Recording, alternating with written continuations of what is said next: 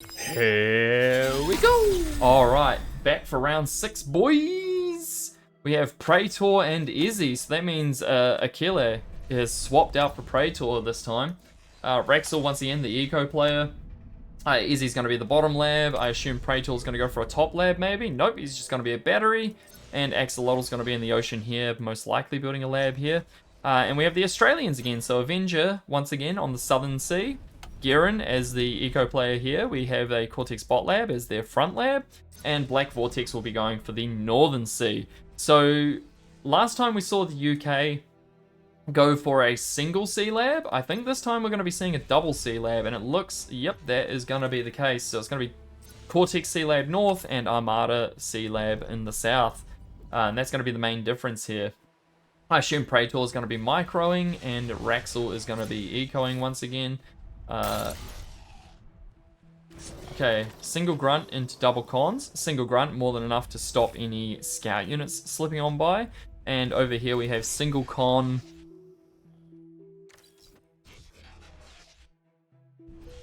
Just straight single con. Okay, okay.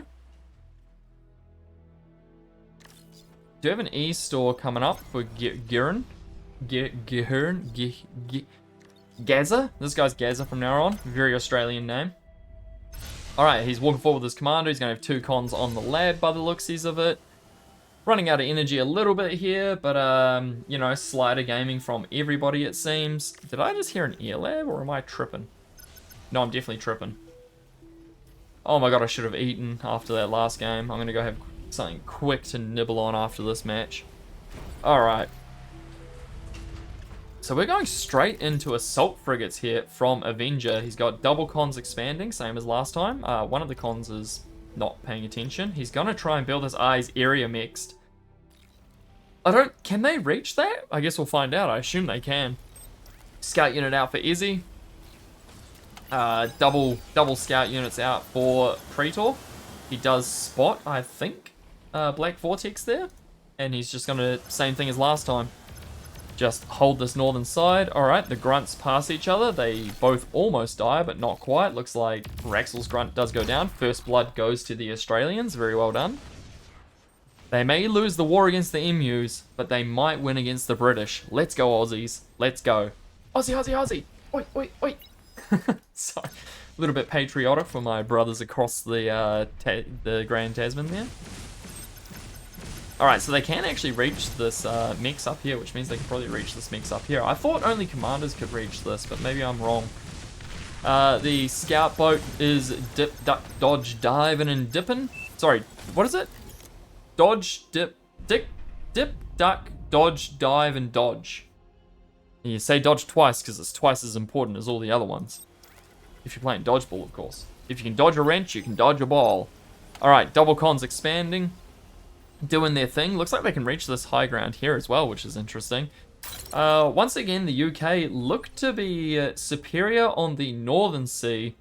And a little bit less than superior on the Southern Sea. Both. Okay, Destroyer coming out, which is a direct counter to the subs that are coming out for Izzy.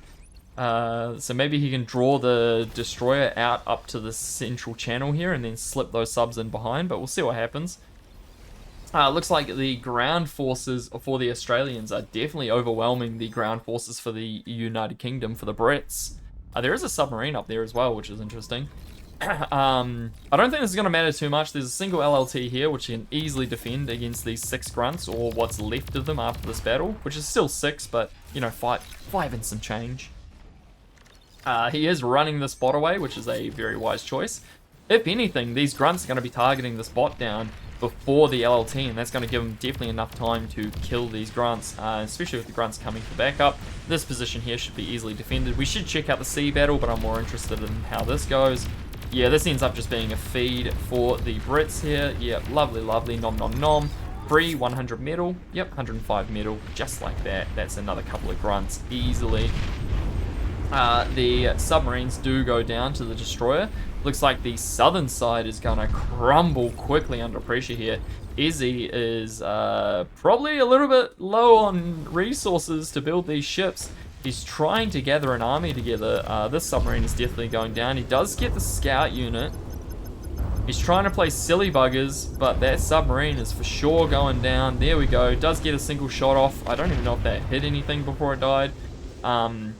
With the commander here repairing, he should be able to defend against this, no problems at all. We have a res sub out already for Avenger, and he's instantly going to be reclaiming. I feel like he should be reviving this stuff, but who am I to tell him how to play the game? Looks like our battery is done building mexes. He's now going to be assisting the Sea Lab. We have res sub coming out on the northern side for Black Vortex. Obviously, Raxel defended against those grunts, didn't even reclaim the dead grunts here. He has a few grunts of his own, but once he sees the LLTs, he's probably going to not. He is just going to int all of those grunts. Okay. But yeah, now he knows that there's no point pushing that. What are we looking at here? What are we looking at here? Nothing too exciting going on. Praetor once again in a bit of a standstill with Black Vortex. Both players repairing. This time they actually have a res sub up here, which is way better than last time. So they will be just repairing and going toe-to-toe with, you know, this commander and a couple of res subs. It looks like the Brits are winning on the northern side here, or at least they have significantly more pressure on the northern side, but conversely, the Australians have more pressure on the southern side, you know, locking Izzy into this position, locking Black Vortex into this position. Blah, blah, blah, blah, blah. Raxel's just chilling, doing his thing. No Geos again from the Brits, whereas the Australians go for that earlier Geo. I just don't know why you wouldn't go. I guess 20 tidal, 20 wind is good enough to not build the Geo. Someone's probably done the math on it. Would have to check the TM replays to see what the best play to do would be. As usual. Or at least the spreadsheet play to do. The most spreadsheeted teams are usually the TM teams.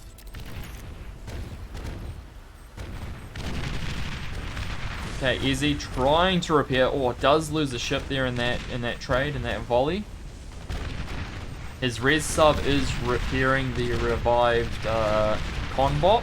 Does take out one of the ships of Avenger. Raxel is here building a coastal launcher, which is a very interesting play, very nice play here. Out of range just kind of these ships because it is up on the high ground. The ships can hit it, but once they get close, they actually stop being able to hit it. Izzy actually losing this battle handedly. He's losing this battle a lot faster than Black Vortex on the northern side is losing his battle. With Raxel building these coastal launches, it should give him a little bit more of a boost. There is a commander coming from Avenger K for the repair factor, but as long as Izzy doesn't lose too hard, he should be okay.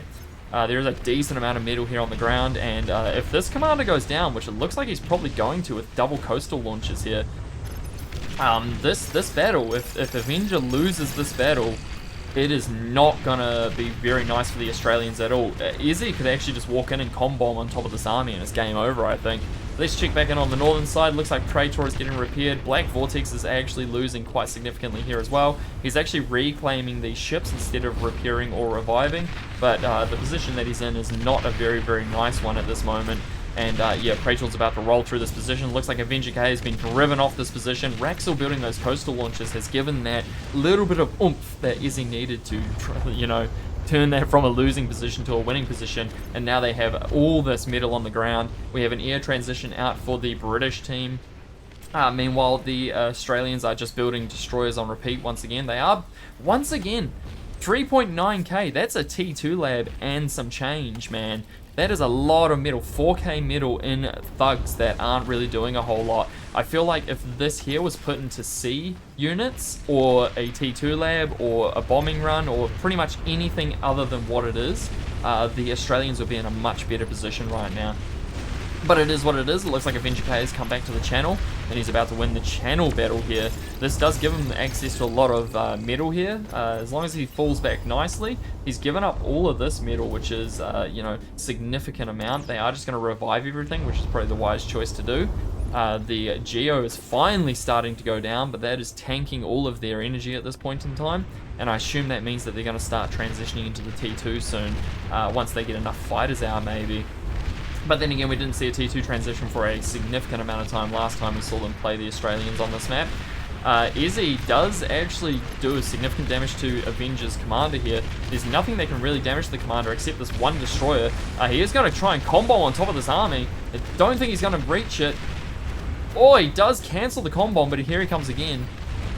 He might get a decent trade here. He's cancelling it again. Wait, Izzy's commander might go down. Oh my god. The northern side, he is still holding. I mean, he is about to fall any second now. Meanwhile, down here, we just look away and Avenger dies instantly. So that was just terrible, terrible casting. Izzy's also doing the same com-bomb trick. He forces those ships into a losing trade here against Axolotl and his own ships. And that is over 6k metal on the ground here for the United Kingdom team. They do get a full air scout off. Let's check their vision as that air scout comes. They do see the shurikens flying in for assistance, but there are anti-air here for Praetor.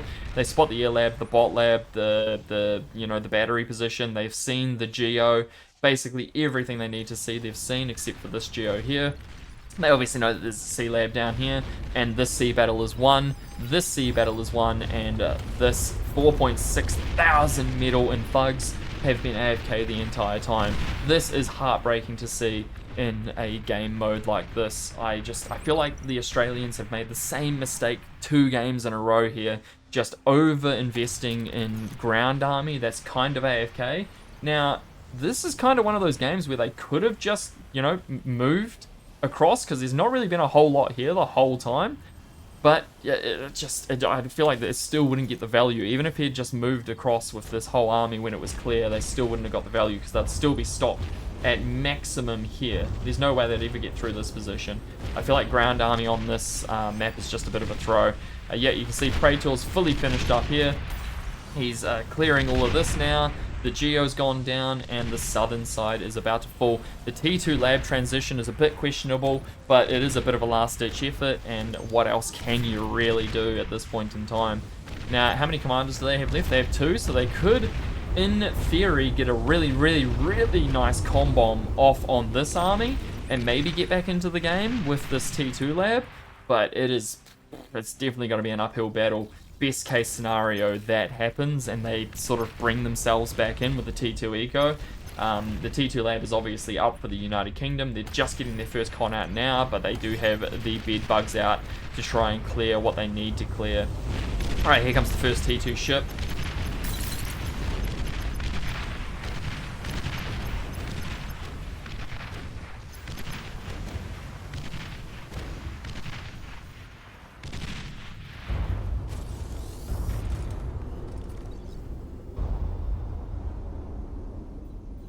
Australians right now would probably be reclaiming these thugs with the commander and the conbot. Especially once you get the warden up. You could even fucking start reclaiming them and drop a second warden here just to make sure you got full coverage. And then continue reclaiming them. And then nothing's coming through here except for T2, which they've already got, but those thugs aren't going to be very much help anyway. So best option to do would be to reclaim those thugs and do something else. I do see a vehicle lab up here once again for Praetor, and he's going to start massing medium tanks and then make his way down this direction once again, same as last time.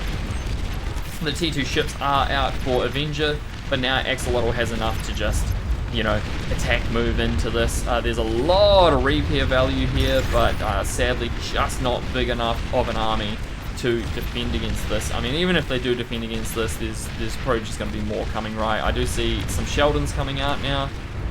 Yeah, the T2 ships do go down. And the shipyard is about to drop as well. Yeah. So they do kind of defend against this. I'm not sure why they're reviving these units. They probably should just reclaim it if you're going to do this. Yeah, but those res subs do go down. Izzy's commander's going to get here. He's going to self-D on top of a green, but he doesn't actually need to. That commander's just going to die. Yep, down he goes. That leaves a single commander here for the blue team. I don't even know where he is. Oh, there he is. That's right, he's by the thugs. The thugs come back to actually do something for the first time this game. They're going to try and stop the pounder / medium tank push, which they will be semi-successful with, backed up by hovers of all things. But yeah, this game is definitely over, ladies and gentlemen.